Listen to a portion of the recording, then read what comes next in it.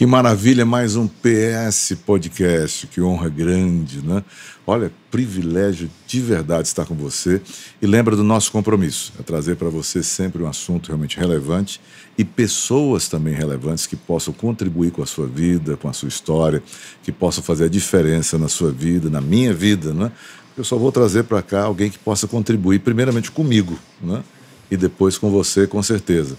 E hoje, olha que presente, um presente grande que é a visita de um amigo que Deus me deu de presente, assim, e ele já morou fora, morou nos Estados Unidos, morou na Espanha, missionário, e arranjou uma espanhola, lá casou, né? Mas é um homem de milagres, muitos milagres. Deus tem usado a vida dele de uma forma poderosa através da fé, abençoando centenas e milhares de pessoas em todo o mundo. É uma bênção. Hoje ele está numa igreja linda lá em Balneário Camboriú e uma igreja para 50 nações. Eles têm alcançado, sabe, de uma forma estratégica, vidas de pessoas, não somente no Brasil, mas também fora da nossa nação. E é esse mesmo, Pedro Medina, apóstolo Pedro Medina. Que honra grande. Uau! Obrigado pela apresentação, tão bem feita.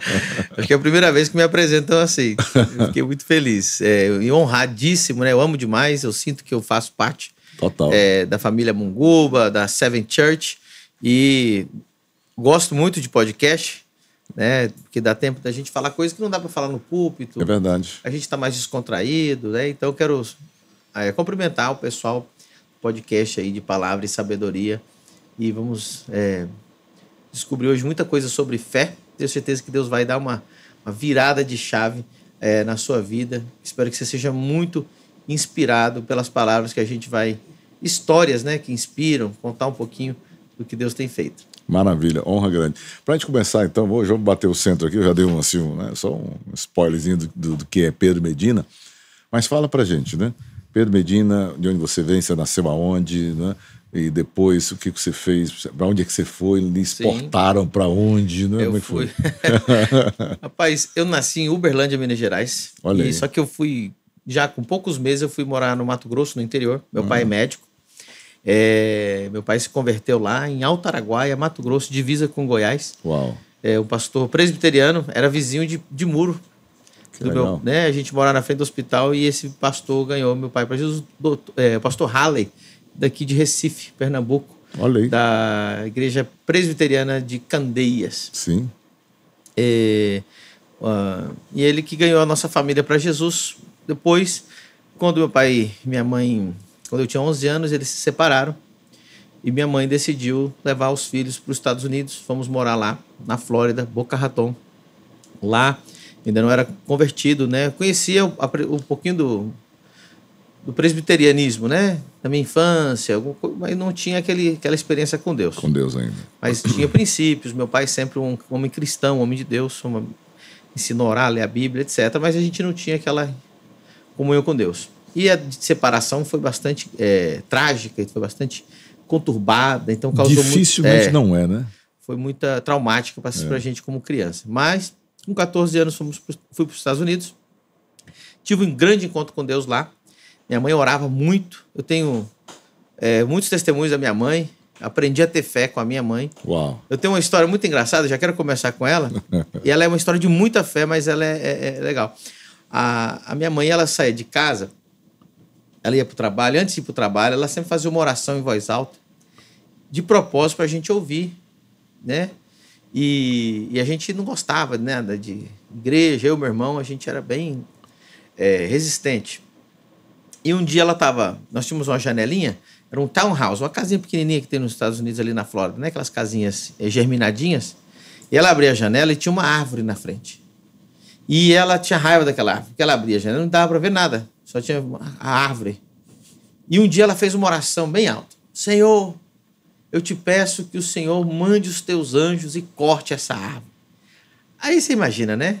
Eu e meu irmão, pegaram. Para com essa palhaçada. Que anjo tem mais o que fazer, vai vir cortar a árvore para você. Coitado. E meu irmão, eu era um pouquinho assim, mas meu irmão era mais revoltado, né? E ela, toda cheia da fé dela, foi trabalhar. Aí a gente foi pro high school, a gente estudava no high school naquela época. Quando eu voltei, a high school terminava ali umas 3 da tarde, 4 da tarde. Minha mãe chegava em casa às 6, 7 horas. Então, 3, 4 horas da tarde, quando nós chegamos, rapaz, não é que a árvore estava cortada. A árvore estava cortada. Eu olhei, meu irmão olhou, a gente ficou calado. Eu falei, meu Deus, né? Aí deu 6h30, mais ou menos, minha mãe chegou. Minha mãe foi lá, olhou pela janela, viu que a árvore estava cortada. Ela gritou, né? Daniel! É o nome do meu irmão. Aí meu irmão gritou, não, eu já vi já, mãe. Eu já vi já, não precisa mostrar. Já viu? Eu já vi já. Aí a sua idade aí tá o quê, Pedro? Eu tinha...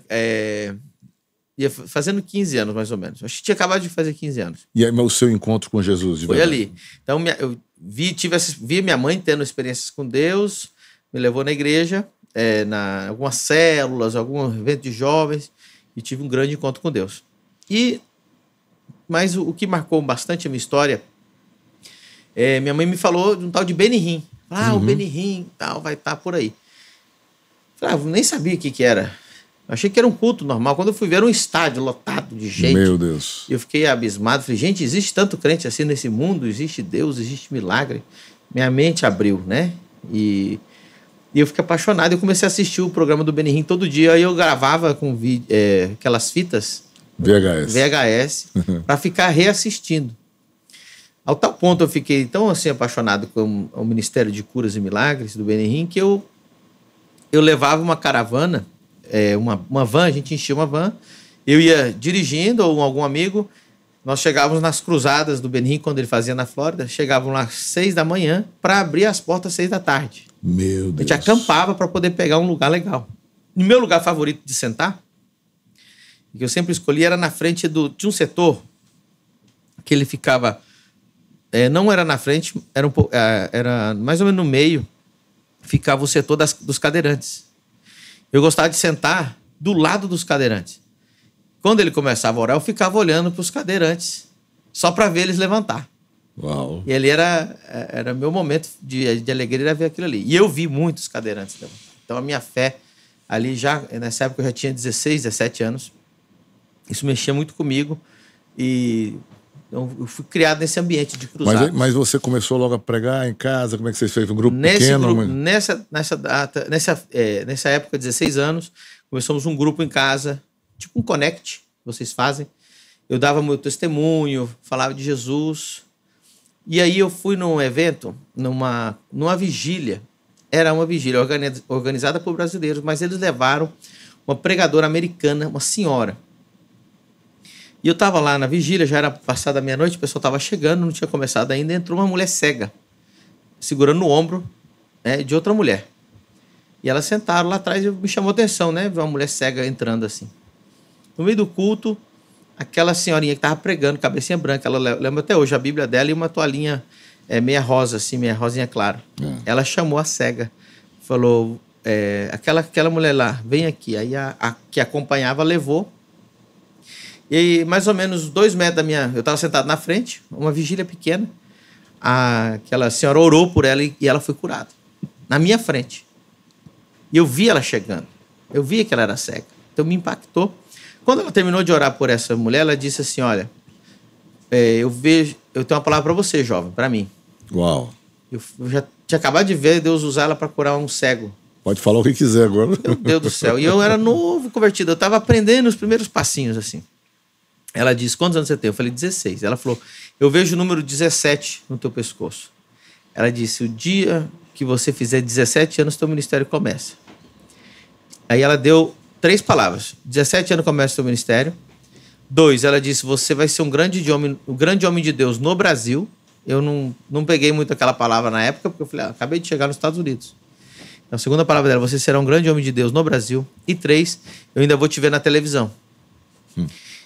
E eu impactado com aquilo. No meu aniversário de 17 anos, eu fazia assim, eu orava e no culto na minha casa, eu ficava orando até a hora que começava o louvor. Minha irmã que fazia o louvor. E eu não gostava de ficar conversando com ninguém, eu queria estar concentrado para a mensagem. Claro. Então minha casa enchia de gente. Esse dia era meu aniversário e era o culto. Junto as duas coisas. Meu aniversário de 17 anos. Quando eu saí do quarto, estava lotado, tinha mais de 50 pessoas na minha casa. Uau. Eu não sabia, sempre dava 20, 30 pessoas. Nesse dia tinha 50, 60 pessoas. E começou o culto, no meio do louvor, vi uma mulher sentada E eu tenho a foto desse dia. Deus falou, vai lá e ora por ela. Eu pus a mão nela e eu falei, Deus, e agora? Eu falo o quê? Eu já estava com a mão no ombro dela. Deus falou, fala que eu estou curando a coluna dela. Eu falei, Deus está curando a tua coluna. Ela levantou, pulou, gritou. Mas gritava mesmo, eu estou sentindo um fogo de Deus na minha coluna e tal. O que aconteceu? Eu não tinha visto porque eu estava no quarto. Ela chegou levada de um lado o marido, do outro lado o filho. Ela se arrastava, ela não andava. E ela se negava a ficar em cadeira de roda, porque ela tinha quebrado a coluna. Ela caiu na escada, bateu a coluna e o disco da coluna ficou igual o farelo. Igual um copo quando quebra, né? Caco de vidro pequenininho assim. O médico falou, isso aqui não tem conserto. Você vai ter que ficar na cadeira de roda, isso aí, né? A dor é insuportável. Não é que ela não tinha os movimentos, ela não tinha, o corpo não sustentava, né? Então, no outro dia ela ligou pra gente e falou, olha, faz tantos anos que eu não me mexo, que eu não limpo a casa, que eu não tomo banho, que eu não faço nada, sempre carregado. E eu tô 100% curada. Ela falou, tô com dor nos músculos de trabalhar, mas a minha coluna tá perfeita. Ela voltou no médico, fez a tomografia, raio-x, e ela tinha um disco da coluna novo. Uau! O que aconteceu? Naquele dia eu entendi, eu lembrei da profecia, que com 17 anos ia começar meu ministério. E eu já orava, jejuava bastante. Então, naquele dia em diante, eu coloquei uma plaquinha na frente da minha casa, nos cultos, Miracle Service, culto de milagres. Inclusive, no meu Instagram agora, se vocês forem lá, é @PRPedroMedina, e descer um pouquinho, eu fiz uma viagem agora para os Estados Unidos, recentemente, há um mês atrás, eu fui nessa casa e filmei essa casa e coloquei a imagem, quando eu fazia a plaquinha, contei como que era a minha rua, como que era o meu bairro, ali em Boca Raton. Então, ali começou o Miracle Service. Toda sexta-feira eu orava pelos enfermos e tal. Depois até mudamos o idioma do português para inglês, porque abriu o leque, né? Começou a vir muita gente. Ganhamos... ali nós tinha um grupo de jovens, mais ou menos 15. Todos eles foram salvos e batizados pelo Espírito Santo ali. Estão firmes, a maioria deles até hoje. Nós ganhamos um judeu de sinagoga. Ele estava com uma moça que convidou ele lá e ele ia na sinagoga mesmo. Ele se converteu lá até hoje. A gente conhece a história dele. Pelos milagres, pelo que Deus fazia. Mas, apóstolo, sempre que começa desponta um jovem assim, certo? Sim. Eu acho que uma das preocupações maiores do diabo é apagar esse fogo, é colocar uma água na fervura, é fazer alguma coisa para que ele se decepcione. Como é que foi a sua experiência? Nós tivemos uma experiência que traumatizou muita gente. A gente fazia o culto, nós não tirávamos oferta, que era só evangelístico, e a gente levava as pessoas para a igreja. Nessa época, um pastor da minha igreja, eu congregava na igreja americana, First Assembly of God de Boca Raton, primeira Assembleia de Deus americana, e entrou um pastor lá, brasileiro, que fazia o culto em português, e ele decidiu me perseguir. Nós só não sabemos por que. Ele fez uma reunião com os pastores e falou assim, Medina vai abrir uma igreja. Eu tinha 17 anos, estava no high school, como é que eu vou abrir uma igreja? Então... E logo nos Estados Unidos? A parte burocrática lá, gente, é bem séria. Mas bem assim, séria. bem longe de mim, né? E então eles fizeram uma reunião comigo e mandaram eu fechar. E foi... Mandaram fechar o ponto de pregação? Sim. De milagres. E foram lá e fecharam. E eu, como era inocentão, tudo que o pastor falasse estava certo. E ali foi um caos, as pessoas choravam, chegava sexta-feira, elas me ligavam, mas por que não pode ter culto? Hoje, sexta-feira, não tem nada para fazer. E eu não sabia dar resposta para eles. E muita gente triste, toda semana elas choravam. Mas eu decidi não desanimar. A nossa família meio que foi se desfazendo depois daquilo, né? E eu entrei num período, fiquei um ano sem pregar, sem pastor, sem saber o que fazer da minha vida. Só que o que acontece? Agora, se você persegue alguém por causa de pecado, né? Mas por causa de milagres. Meu Deus do céu. Esse pastor, ele morreu na frente da minha casa, ele bateu num poste e morreu carbonizado. Lá nos Estados Unidos. Tá a notícia, se você procurar. Pastor morre carbonizado em Boca Raton, tá no Google aí, só procurar. Meu Deus. Dessas 3 frases, pastor. É porque você foi terrível, tentar. Terrível. Eu resumi muito a história, foi pior, né? Eu imagino. Foi pior. Mas, por exemplo, uma das coisas que eu lembro conversando com você, o Medina, um grande amigo, é que ele falou para mim uma frase que eu queria que ele lembrasse hoje, assim: as pessoas ficavam assustadas por causa dos milagres. E para mim, ser crente era viver milagre. Então, o que acontecia lá era assim, chegava muita gente, a rua lotava. Nos Estados Unidos isso não é normal. Não. Os carros ficavam estacionados na rua toda, né? O vizinho do lado era um senhor crente, ele abria a porta dele para participar do culto com a gente, ouvindo os louvores da casa dele. Ele amava. Ele era cristão. E ele teve visões do que Deus estava fazendo na nossa igreja, na nossa casa e tal. Então chegava muita gente, eu era novo convertido. Eu converti, já estava nas cruzadas do Benihim. E as pessoas chegavam lá em casa, eu falava, tudo bem, de onde você veio? Não, vim de Orlando. Eu falei, não, Orlando é 3 horas daqui, 2h30.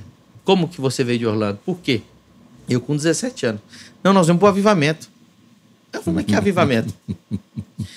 Eu não entendi. E eu era sincero, um novo convertido. Não, mas como assim avivamento? Não, é porque a gente veio pro avivamento. O que está acontecendo aqui e tal. Quando fecharam o culto lá em casa, é que eu fui perceber a diferença. Que realmente não tinha um lugar que estava acontecendo aquilo ali. E eu fiquei um ano na caverna. E graças a Deus eu me refugiei no jejum e na oração.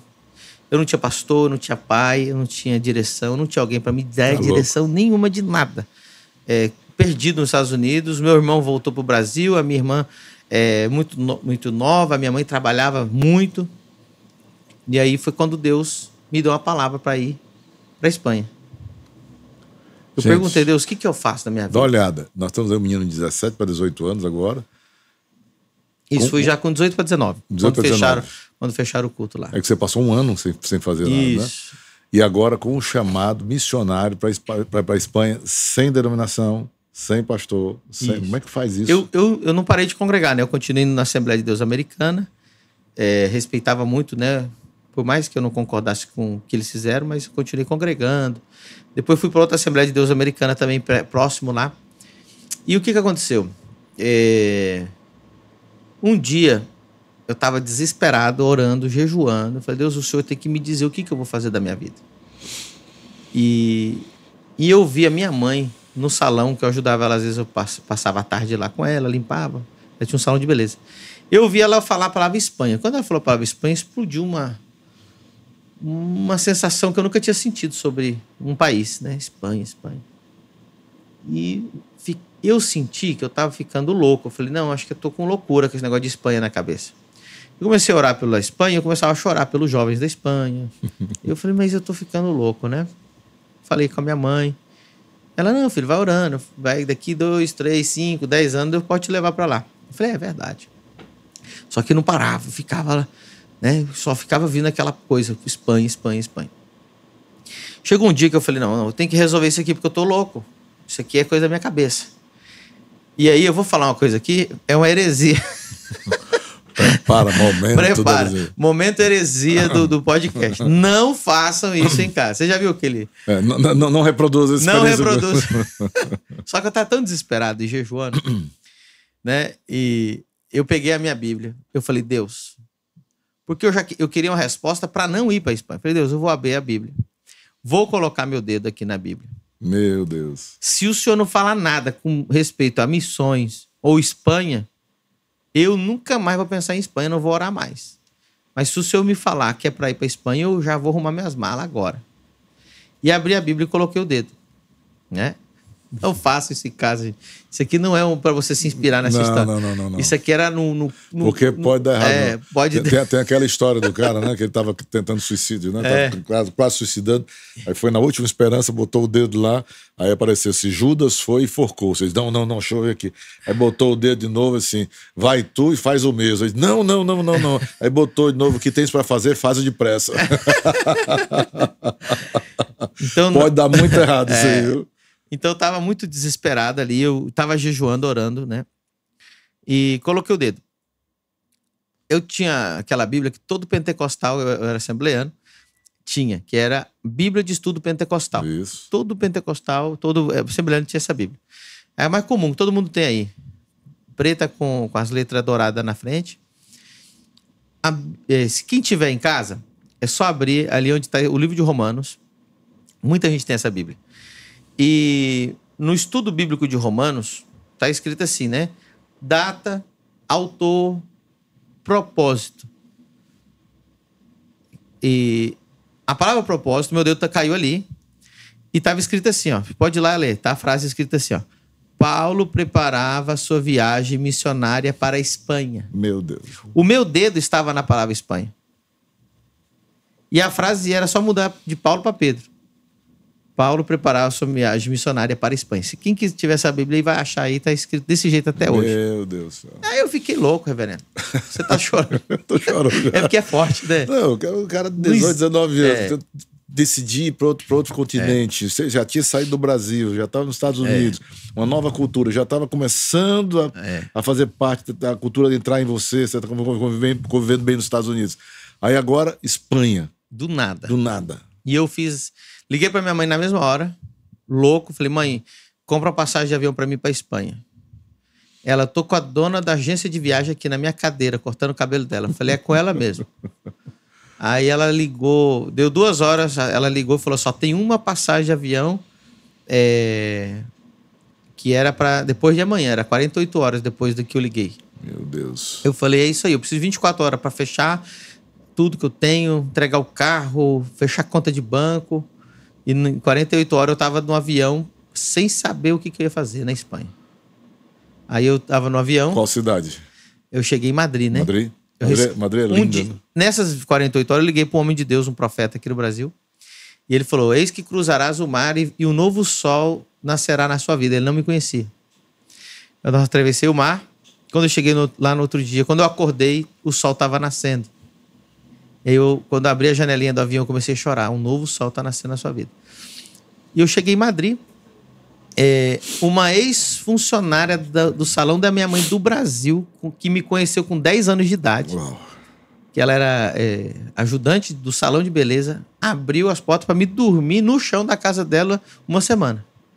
Era a única porta que consegui lugar para dormir.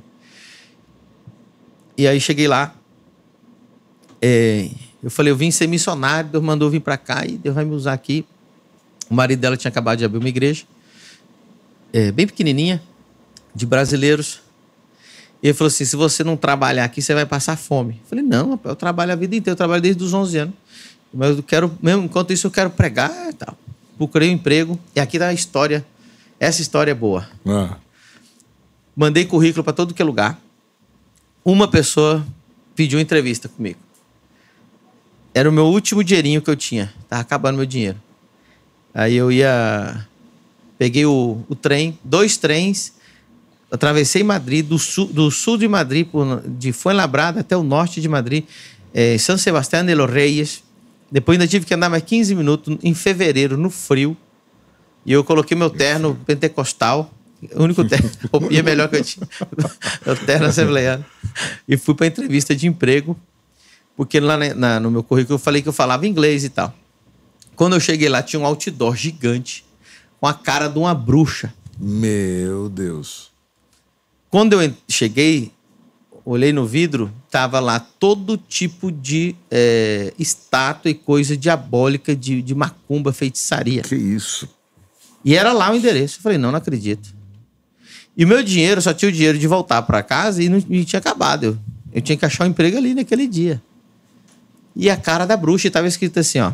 O nome dela, estava escrito o nome dela é Estrella, o nome que ela usava para bruxaria. E estava assim, magia negra, magia branca e magia vermelha. Estava escrito embaixo. Enorme, um outdoor, em cima da loja dela. Aí eu falei, meu Deus do céu, que desaforo, Satanás. Eu sem dinheiro, o pastor falando que ia passar fome, e agora o Satanás quer me arrumar uma entrevista de emprego. Aí eu virei as costas e estava indo embora. Quando eu dei, assim, 5 passos, o Espírito Santo falou para mim assim, volta e prega para ela. Uau. Eu falei, não vou mais nem a pau pregar para bruxa. Tô aqui no meio do nada. Reverendo, tinha estátua de demônio de 1,60 m, 70, 80. Sem cobertura espiritual, sem intercessão. Não. Meu Deus do céu. Sim, ninguém me conhecia naquele país. Ninguém sabia onde eu estava. Se morresse, ficava lá mesmo. Ficava lá mesmo. Aí eu pensei nisso, essa bruxa vai me sacrificar pro Satanás, ninguém vai saber Pegar nada. esses olhinhos azuis aqui. Isso. Aí eu falei, não vou, mas nem a pau. Só que eu não consegui ir embora. Fiquei ali na porta da loja dela e sentei num banco e fiquei orando em língua. Eu falei, Deus, eu não vou, não tem como eu ir. Brigando com Deus. Aí eu falei, Deus, se alguém de vermelho aparecer nessa esquina agora, eu vou. Na hora apareceu uma pessoa de vermelho. Aí eu falei, não é suficiente. Eu falei, se alguém de branco vir pôr a mão em mim e falar comigo. Quando eu falei, se alguém de branco, alguém veio, encostou no meu ombro. Eu falei, rapaz, você conhece a rua? Eu falei, não sou daqui, não. Falei, não tem mais jeito. Subi, fui lá. Vai, Gideão. E aí o Espírito Santo bradou dentro de mim e falou assim, maior que está em ti do que o que está lá dentro. Amém. Aí eu chamei a campainha. Veio a secretária. Eu falei, rapaz, bruxa com secretária, eu nunca tinha visto. Falou, olha, você é o Pedro? Eu falei, sim, ela já vai te chamar para você descer. Eu falei, descer aonde?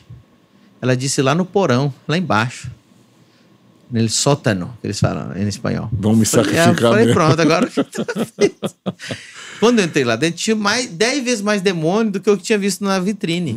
Era coisa de cristal, de pena. Tinha demônios, estátuas assim de bruxaria, com genitais, com coisas assim, sabe? Para fazer a coisa... Amarração. Um negócio que eu nunca vi, eu nunca tinha entrado num lugar desse.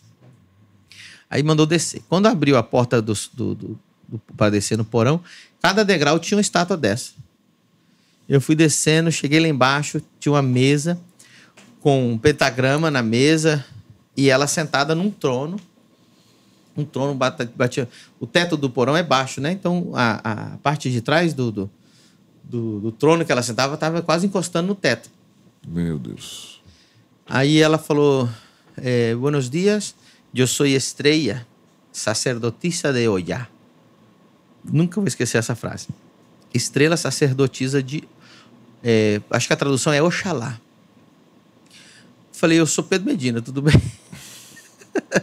Aí ela falou assim, você trouxe o currículo? E estava no bolso do paletó. Falei, trouxe.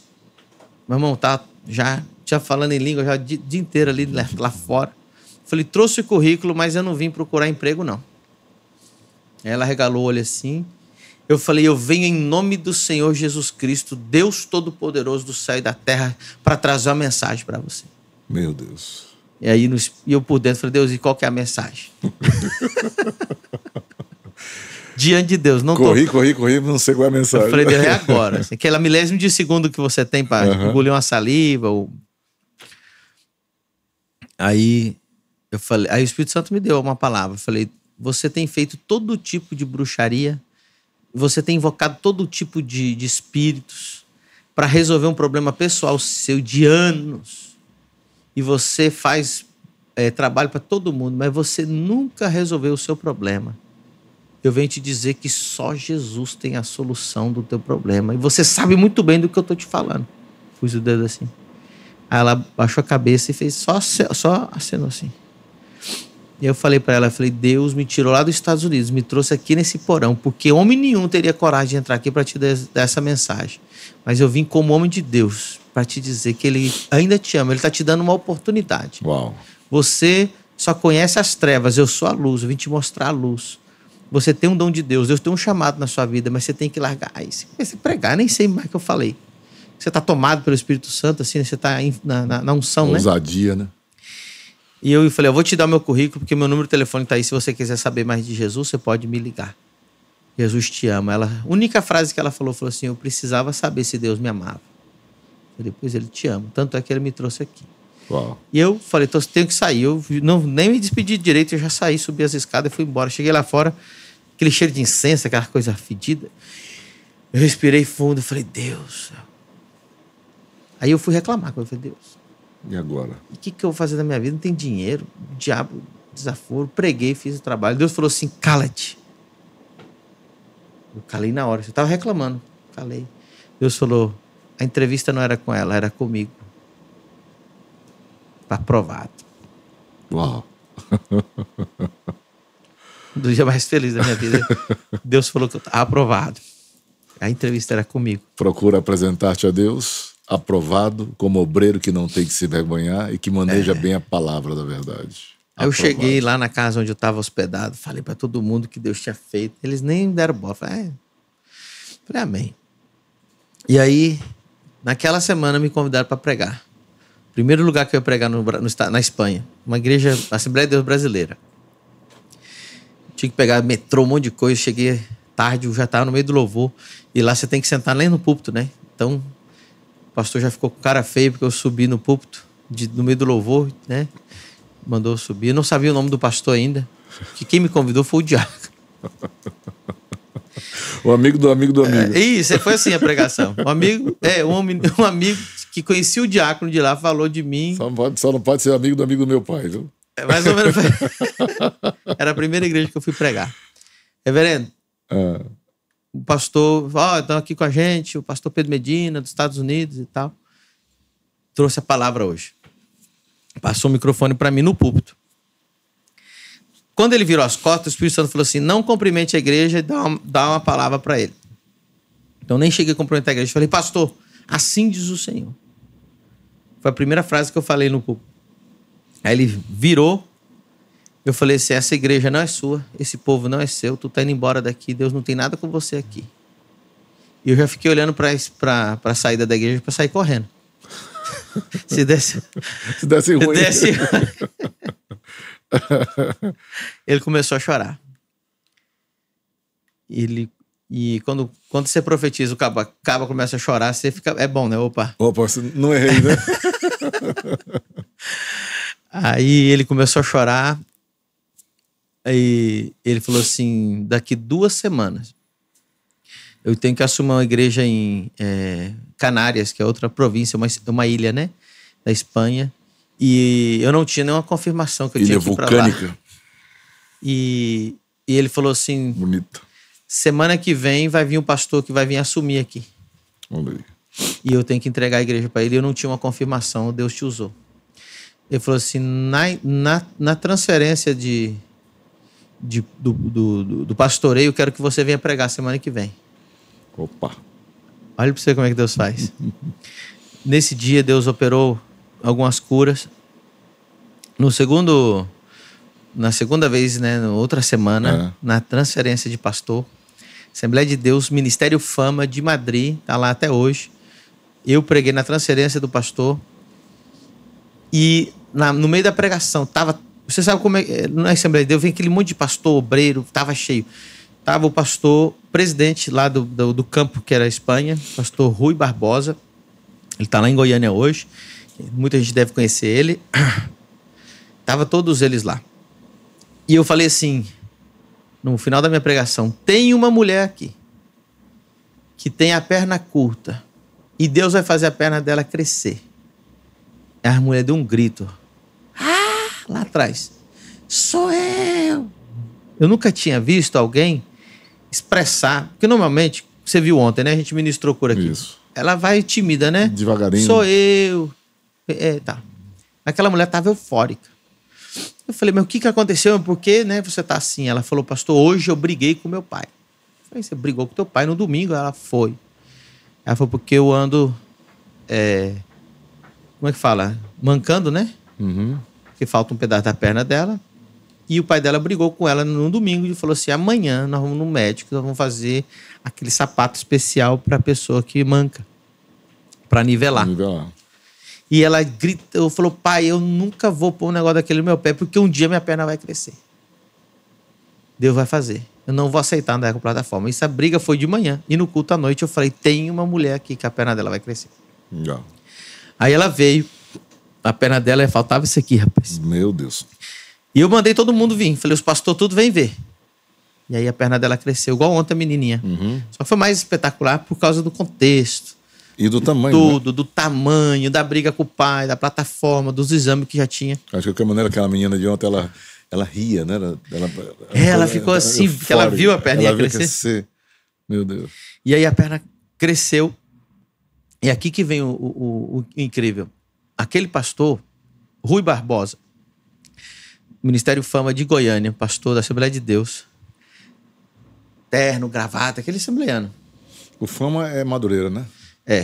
Só que Fama é um bairro, uma região do bairro de Goiânia. Eu estive lá na convenção. É grande. Grande, enorme. Enorme convenção. Então, o presidente que era da Espanha, né? Agora ele voltou. Mas ele falou assim, a minha perna também é curta. Aí eu tremi. Falei, pronto, agora eu vou ter que orar pelo presidente. E ele sentou, falei, então senta. Na hora eu estava no espírito, assim, naquela coisa, né? E lembra, segundo lugar que eu ia pregar na Espanha. E eu orei por ele. O Mauro Cerula diz uma coisa interessante. Ele dizia que se por acaso aconteceu o milagre, faz fila logo. Faz fila. Se a unção tá lá... Faz fila. Faz fila. Bom, resumindo, a perna dele cresceu, mas aqui vai vir algo espetacular. Cresceu na frente de todo mundo, foi lindo. Só que enquanto eu tava com o pé dele na minha mão, porque fica segurando assim, né? Eu percebi que um pé era menor que o outro. A perna que tinha crescido, o pé era pequeno. Eu olhei torto assim, né? Fiz aquela cara de surpresa e ele falou, não, eu tive paralisia infantil. Meu pé não cresceu como minha perna não cresceu. Ficou tudo menor. Aí eu falei pra ele, então tira o sapato. Ele tirou o sapato e ficou com os pés sem... eu não lembro se era com meia ou sem meia, mas era nitidamente menor que o outro. Se eu tava segurando os 2 pés assim. Meu Deus. Aí eu dei o comando. Em nome de Jesus, pé, cresce. O pé dele começou a crescer. Era 2 números menores esse aqui. Eram como se fosse um 38 e um 41. Meu Deus. E ele foi embora descalço. O pastor presidente da Assembleia de Deus Ministério Fama, Rui Barbosa, em Madrid. Quem quiser pode perguntar para ele. Eu tenho autorização dele para falar esse testemunho no meu livro. Porque não cabia mais o sapato. Não cabia mais. Porque ele comprava de 2 par em 2 par para fazer um par. Eu tenho isso registrado e a autorização dele para pôr tudo no meu livro, falar onde eu quiser esse testemunho. Meu Deus, que bênção. E aí, o que aconteceu? Ele falou, agora eu quero que você venha pregar na sede. Lembra que Deus falou, aprovado, eu que vou pagar tuas contas, eu que te contratei. Lembra o irmão que falou que se eu não trabalhasse eu ia morrer de fome? Então, resumindo, dali eu fiquei anos na Espanha, sendo um evangelista a tempo integral. Depois eu conheci um pastor que me pastoreou, que cuidou de mim, que me deu acesso à casa dele, que foi um paizão para mim, o pastor Alfonso Martim de Parla, Madrid, que eu tenho muito carinho por ele, ele cuidou muito bem de mim. E eu ia, pregava e voltava, ia, pregava e voltava. Assim, eu preguei praticamente 80%, 90% do território espanhol. Uau. Sem parar. Todos os dias eu pregava em algum lugar. Isso em português ou já estava falando espanhol? Tudo em espanhol, porque quando eu vivia em Florida, eu havia aprendido espanhol. Já tinha aprendido, né? Eu já tinha uma noção. Então Uau. lá eu só aperfeiçoei meu espanhol. E em uma dessas viagens eu conheci... Quem? A grande, maravilhosa, o presente que Deus me deu. Rapaz, é grande presente, viu? É benção demais. Deus deu uma mulher para esse homem maravilhosa, assim como deu para mim também. Nós somos privilegiados. Casamos com 2 mulheres fortes, né? Resolvidas. Espanhola, a minha e a sua armênia. Armênia. Sangue forte essas mulheres. Ou seja, nós somos 2 barriga branca. Papai dizia assim, quem manda lá em casa sou ela. Exatamente. Mas você conheceu Sara na igreja? Na igreja dela. Eu fui convidado para pregar na igreja dela, porque eu viajava, pregava, pregador. Então prega na minha também, prega na minha também. E assim. Aí eu bati o olho e falei, rapaz, que mulher. Essa aí. É essa aí. Aí ela não gosta que eu conte a história, mas eu vou contar. Aí... Ela não tá aqui, aproveita. Né? Na verdade, foi a segunda vez que eu fui na igreja dela. Eu voltei para pregar lá. E eu falei, rapaz, é agora ou nunca. E eu pregando o microfone sem fio. E ela estava sentada na frente, na primeira fila. Eu fui até onde ela estava sentada, na primeira fila. Pisei no pé dela e gritei. Onde pisar a planta dos teus pés, tomarás posse por herança. E ela olhou torto pra mim assim. Eu falei, já pisei no teu pé. Não tem volta mais. E naquele dia a gente foi conversar, já comecei a paquerar. E a gente... Você já foi com um decreto, né? Sim, foi um decreto. Agora acabou. Não tem mais. Eu sempre fui muito ousado assim, né? Deus me deu essa ousadia que quando você tá cheio do Espírito Santo, essa ousadia ela dá certo. Dá. E aí nós nos casamos, abrimos uma igreja, abrimos uma rádio, abrimos uma loja de sapato, Eu era dono da rádio, a única rádio cristã na cidade, porque as outras tinham fechado. Fiz o maior evento Aquele que você Pois é, esse conhece. evento que marcou, né? Porque, Isso foi a virada ministerial que eu tive. meu Deus do céu, conta pra gente. Porque foi no local da prefeitura, tipo... Sim, eu moro numa cidade chamada Oviedo. Oviedo é uma cidade no norte da Espanha. Norte da Espanha, nós estamos falando de 0,0 alguma coisa, 0,03% de evangélico. E todos os missionários, pastor, que a gente conversava, sempre reclamando. Aqui é um lugar de morte espiritual, aqui nenhuma igreja dá certo, aqui sempre reclamando, né? Daí, um dia nós começamos a nossa igreja, nós estávamos na igreja do pai dela. Nós fomos para outro lado da cidade começar a nossa igreja. O pai dela é pastor? Sim, o pai dela é pastor. Uau, que bênção. Nos deu a bênção, obviamente, a gente tem um relacionamento maravilhoso. E a gente foi começar em casa, com 5 pessoas. Era eu e ela, mais 5 membros, na sala de casa, 60 metros quadrados da nossa casa. Ela com 20 anos, 21 anos, e eu com 24, 25 anos. E um dia eu cheguei, e os 5 que estavam lá eram desempregados. Só eu e ela que... O dízimo altíssimo, né? O meu e dela, só o dízimo. Aí eu cheguei um dia para eles e falei assim, é o seguinte... Nós vamos fazer o maior evento da história dessa cidade e dessa região.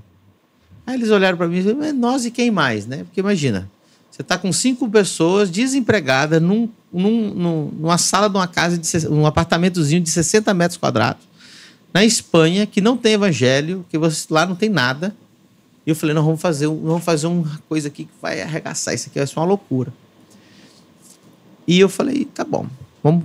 E eles ficaram assim, meio sem entender. Muita gente não acompanha, né? O pastor tem que levar, tem que conduzir. Tem que conduzir. Bom, contando uma coisa assim, para você entender.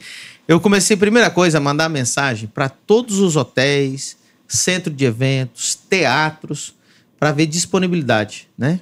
E eu escolhi um casal de pregadores americanos para vir nesse evento, que tinha um pouco de fama, tinha um pouco de renome, para vir para o evento. Mandei mensagem para eles me darem os requisitos, né? Nessa época, o único dinheiro que eu e minha esposa tinha, tirando o dinheiro de pagar a conta, era 1.000 euros que eu guardava na gaveta da cueca. Só tinha 1.000 euros. Meu Deus. O resto era dinheiro.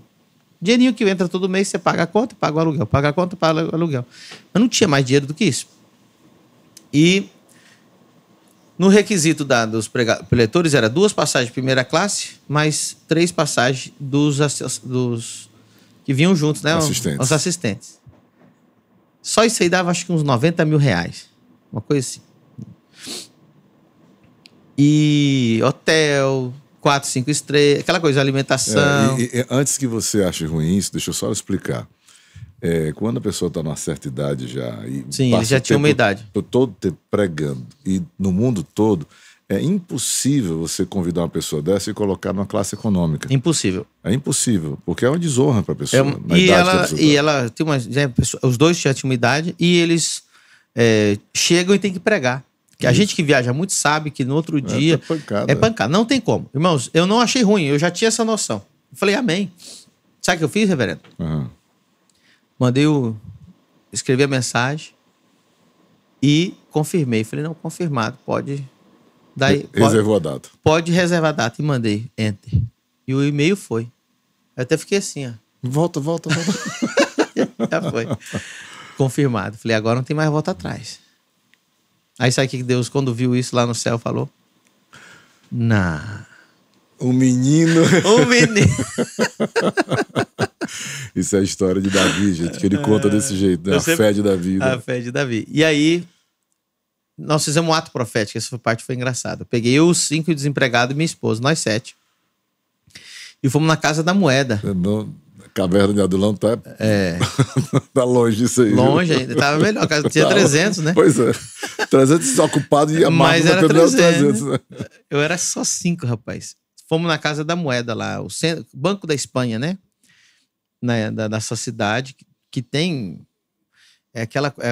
um bunker, aquele negócio, né? Ele tem, meu Deus, não sei quantos metros para baixo, com água, não tem como fazer túnel, um negócio assim. Banco Central não dava. Vamos fazer 7 voltas lá e ungir.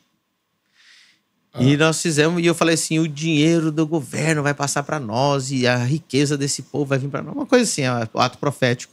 Demos 7 voltas, os guardinhas saíram para fora, rapaz. E a gente, ó... Aqui em Fortaleza, se fizer isso no Banco Central, você vai preso na hora. Eu acho que a nossa foto tá lá até hoje, rapaz. Eu vi os guardas chegando já na 7ª volta, sabe? E aí a gente saiu correndo. Aí ungimos tudo, aquilo lá. Resumindo, me ligaram da prefeitura. Uma senhora, eu tenho o telefone dela, tá aqui até agora. Tá aqui no meu celular. A dona Alejandra. E ela ligou pra mim e falou, você é o Pedro Medina? Eu falei, sou eu mesmo. Na primeira ela me chamou de Dom. Ele é Dom Pedro Medina, né? É a forma respeitosa, né? Igual a gente fala dona, Dom. Lá é Dom. Eu falei, sou eu, Dom Pedro. E ela falou, preciso falar com você. Você tá organizando o evento? Eu falei, eu mesmo. Ela disse, eu preciso falar com você. Eu falei, pode vir no meu gabinete. Eu que chamei ela. Eu dava aula de inglês, ela veio na onde eu dava aula de inglês, veio conversar comigo. E ela começou a perguntar como que é o evento. Eu falei, vai ser um evento, vai lotar os hotéis da cidade. Vai vir gente do mundo inteiro, do país inteiro. Isso aqui vai ser uma loucura, não vai ser... O nome do evento era a Primeira Conferência Apostólica e Profética do Norte da Espanha. Meu Deus. E eu falei, vai ser uma loucura e tal. E eu preciso de um lugar grande. Ela, então, por isso que eu vim aqui, né? Como é que é esse lugar? Eu falei, não, preciso de pelo menos 2.000 pessoas. Pra lá, 2.000 pessoas é como se fosse aqui pra 20 ou pra 200.000 pessoas. Porque não faz um evento lá. Lá, se você pegasse a província, né, que é o estado inteiro, junto, não dava 3.000 crentes. Uau. E aí, ela pegou e começou a anotar, reverendo, assim, numa prancheta, as coisas que eu ia falando. Aí ela começou a fazer umas perguntas esquisitas. Ela falou assim, eu nunca vou esquecer essa pergunta, ela falou assim, você precisa de uma sala para guardar os casacos dos seus convidados? Eu falei, preciso. Notou. Ela anotou. Falei, uma sala para guardar casacos. Lá faz frio, né? Europa. E ela, você precisa de mesa para água, mesa para livro. Ela falou, você precisa como se fosse diácono para levar as pessoas para sentar, para ficar escoltando da porta, aquela coisa. Eu falei, preciso. Precisa de segurança? Ela, tudo que ela falando, eu falava que precisava. Ela falou, não, então assina aqui. Eu falei, assina o quê? Ela falou assim, a prefeitura vai pagar o lugar do seu evento e vai colocar tudo isso aí que a gente acabou de anotar. É sobrenatural. Não existe. Não existe. E aí, nós temos as fotos depois. O centro de eventos foi desenhado por Santiago Calatrava, um dos maiores arquitetos do mundo. O lugar tinha acabado de inaugurar. O presidente do governo inaugurou o Palácio de Congresso. Nós fizeram um evento que era do Médicos e nós fomos o segundo evento lá. Meu Deus. Nunca ninguém tinha usado, as poltronas novas, telão novo. O teto inteiro mudava de cor naquela época. Era de LED, o teto. Meu Deus. Uma coisa absurda, lindo. Depois vocês veem lá, Palácio de Congressos Oviedo. Vocês vão ver que lugar. Palácio de Congresso. E aí... Tudo pago pela prefeitura. Nós não pagamos nada, nem segurança, nada, nem som, nada.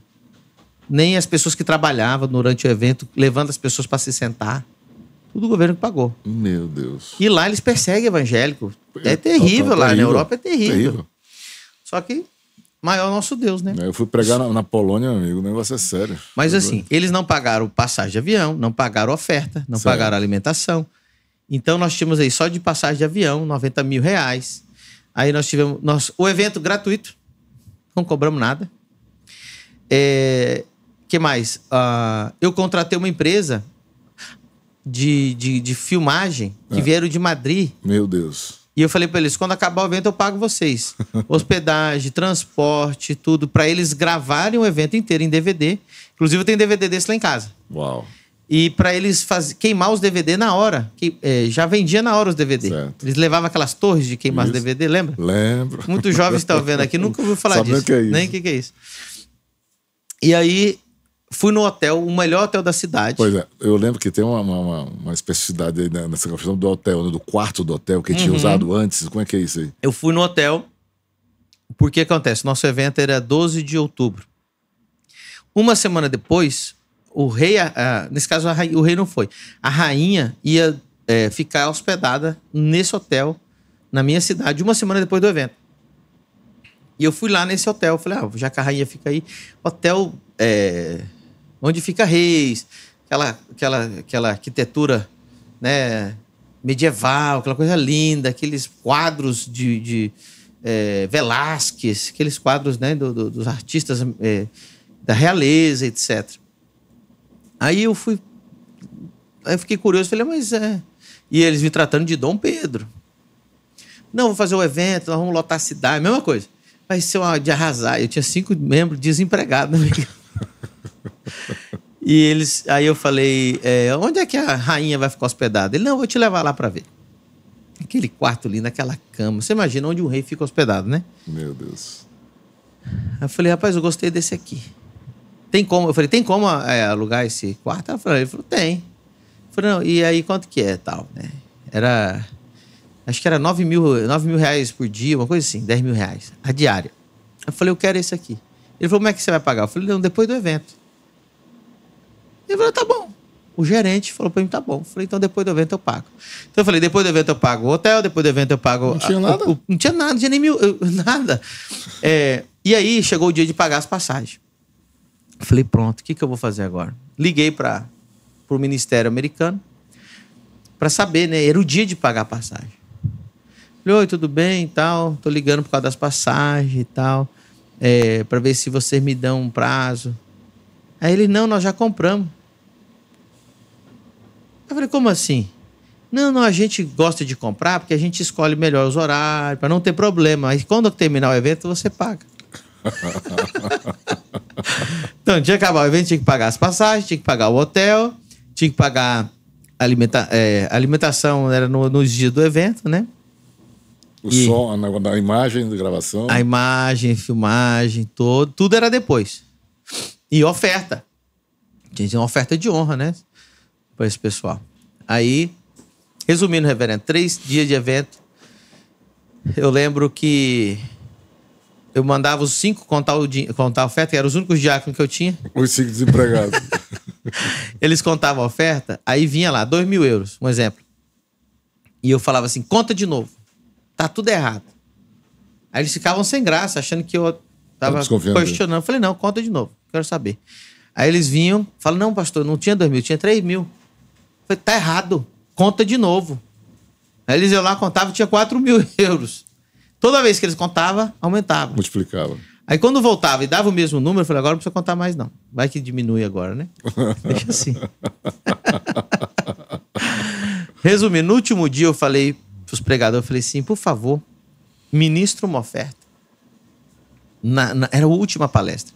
E tinha que pagar, era muito dinheiro que faltava, e muito. E eu desesperado, reverendo. E eu falei pros pregadores, ministra hoje uma oferta, ministra aquela oferta. Você sabe o que eu tô falando? Eu falei assim, né? O povo vinha mesmo, né? E eles sorriram e falaram, tá bom. 1h30 pregando, nada. Era o último. Todo mundo já ia embora, acabou o evento. Era aquela palavra ali, e nada de falar de oferta. Eu me joguei no chão, comecei a chorar. O povo achando que eu tava sentindo a unção. Tava nada, era desesperado no chão. Deus, o senhor faz alguma coisa, eu não sei o que vai dar. Eu vou ser preso aqui, deportado. Vai ser terrível isso aqui. De repente, uma irmã levantou no meio do povo com a bolsa dela, andou, que tinha que descer assim, né, as escadas, e jogou a bolsa dela em cima do altar. Ela só pegou os documentos dela e guardou. Aí ela deixou entender que era oferta. Quando ela fez isso, todo mundo começou a fazer uma coisa. Meu Deus. Mas todo mundo, reverendo, começou a vir sem ninguém pregar de oferta. Aí nós pegamos uma bandeira e começamos a jogar toda aquela oferta ali dentro. Isso está filmado nos DVDzinhos lá. Aquele dinheiro que estava dentro da bandeira era um bolo assim de dinheiro que o pessoal tinha jogado lá dentro. Anel, ouro, de tudo você imaginar. E aí nós começamos a sacudir aquela bandeira e orar e profetizar. Quando terminou a oração, está filmado. O bolo ficou assim. Multiplicou o dinheiro. Aí eu peguei o microfone para encerrar o culto e perguntei, quem é que deu tudo e não tem dinheiro para ir embora? Quem é que esvaziou as contas? Muita gente levantou a mão. E eu orei e falei assim, Deus vai fazer dinheiro aparecer agora. Quem crê? E comecei a declarar, igual a gente declara a cura, comecei a declarar, em nome de Jesus entra dinheiro na conta, em nome de Jesus aparece dinheiro no bolso. Comecei a orar. E começou o povo a gritar no meio da plateia, né? Ah, o que foi? Entrou dinheiro aqui no meu bolso, eu não tinha. Ah, eu abri a carteira, eu esvaziei, agora abri ela de novo, tá cheio de novo. Gente começou a receber... Lembra que chegava, você tinha que recarregar o celular? Uhum. Chegava a mensagem. Recarregou meu celular sozinho. Um rapaz foi pro... Ele tinha dado o dinheiro do estacionamento. Então não tinha como tirar o carro dele. E ele foi até o carro para ver se tinha dinheiro dentro do carro. Porque ele não tinha mais dinheiro, porque ele tinha dado tudo. Quando ele chegou na porta do carro, aonde abre a porta do motorista, tinha 50 euros no chão. Ele pagou os 20 euros do estacionamento e com 30 ele quase encheu o tanque e foi embora para casa. Nós contamos o dinheiro, pagamos o hotel, pagamos as alimentações, pagamos os meninos que vieram filmar e demos uma oferta de honra para aquele casal que veio pregar. Não sobrou R$1, mas nem €1, né? Mas não devemos €1. Nós pagamos todo mundo, honramos. E várias outras ofertas de gente que veio tocar guitarra, gente que veio fazer outras coisas que a gente pagou. E saímos no jornal falando bem da gente. E foi lindo. Muitas curas, milagres, reconciliação, salvação. Veio mais de 200 pastores naquele evento, sem contar o povo que veio do Brasil, da Europa inteira, do Canadá, da Inglaterra, da Alemanha, de tudo que é lugar. Meu Deus. Foi lindo. Apóstolo Pedro Medina, quando você voltar a Fortaleza, a gente vai fazer da Espanha para o Brasil. Tá bom. Certo? Posso encerrar o evento? Pode. Sabe o que aconteceu? Eu entrei no carro para levar eles pro hotel. Quando eu engatei primeiro, o irmão bateu no vidro, um dos 5 desempregados. O Isidro, ele é paraguaio. Aí eu baixei o vidro e falei, o que foi? Ele veio no meu vidro e falou assim, pastor, tem uma irmã chorando lá na frente do evento, lá no altar, lá. No altar do evento, lá, e ela disse, está desesperada para falar com o senhor. Eu falei, filho, vai lá, resolve isso aí, a mulher tá chorando lá, eu tenho que levar eles no... Aí ele baixou mais perto do meu e falou assim, pastor, ela quer dar o carro pro senhor. Aí eu falei, então leva você. Tadinha da irmã, tá chorando lá, coitada, eu tenho que resolver o assunto da irmã. Rápido. Leva você lá então, eles no hotel. Fui lá, a irmã olhou pra mim e falou assim, se eu não te der meu carro, eu morro. Eu falei, você não vai morrer por causa de mim não, pode dar. Tô aqui para receber. Tô aqui para receber. Ela e o marido. Fomos no estacionamento. Fiquei esperando. Que carro que vai ser? Ele apertou um botão assim. 2 portas laterais automáticas abriram. Tudo de couro. 2 DVDs com fone de ouvido sem fio. E os bancos de trás, eles viravam de frente. Ficava igual o trem e levantavam uma mesinha no meio ainda. Meu Deus. Era uma van de luxo. De levar famoso para aeroporto. Coisa assim top das galáxias. Avaliado aí no Brasil mais de R$300 mil o carro. E eu falei, eu não tenho dinheiro para pagar a transferência, que a transferência lá é cara. Eu falei, nós vamos pagar a transferência, vamos te dar gasolina, vamos dar cheio e o carro é seu. E eles me deram e ali foi onde Deus virou a minha vida. Meu Deus. Ali, depois desse evento, nós vendemos o carro e eu lancei o meu livro, A Maior Moeda de Câmbio, contando a história. Por causa dessa história eu criei esse livro, A Maior Moeda de Câmbio. Fui para os Estados Unidos, fui pregar na televisão, fui pregar em rádio, fui pregar em Porto Rico, República Dominicana, Colômbia e muitos outros lugares. E ali foi onde Deus virou a chave. Matamos aquele gigante. E é isso. Quando eu voltar, nós vamos começar dessa história para frente. Aí vamos, porque só deu até a Espanha. Foi lindo, né? Nós estamos com 1 hora de podcast, só vamos até a Espanha, que já choramos juntos aqui. Olha, eu sei que você já segue o apóstolo, né? Pedro Medina, nas redes sociais, mas dá uma olhada no Instagram dele, né? Segue lá, segue a Igreja do Reino, Família do Reino. É uma experiência linda, uma igreja linda. O apóstolo Pedro é um filho querido e amado, e Deus tem usado a vida dele de uma maneira muito, muito bonita. Ele vai pregar já aqui, nós vamos sair aqui. Exatamente. Né? Mas a gente continua. Muito obrigado, um beijo para vocês, beijo no coração de vocês. Segue a gente lá, PR Pedro Medina e @Igreja Família do Reino. Quando tiverem em Balneário Camboriú, região, venha nos visitar. Por favor, vá lá. Eu que inaugurei o templo dele. Viu? Ele foi na inauguração, é chave da cidade. Tem muita história que dá pra contar. Não, se for contar a história do templo, é outro podcast. Não, é outro podcast. Um beijo pra vocês. Até o próximo programa. Maravilha. Muito obrigado, então, pela audiência. Eu sei que você também foi abençoado, eu fui muito abençoado. E olha que nós já choramos muito com essas histórias. Muito, né? Sozinhos, orando, sentados, né? E tendo comunhão. Nós amamos estar juntos e conversar sobre as coisas do reino. É bom demais. Jesus é lindo. E essa noite vai ser sobrenatural. Obrigado pelo carinho. Fica com Deus.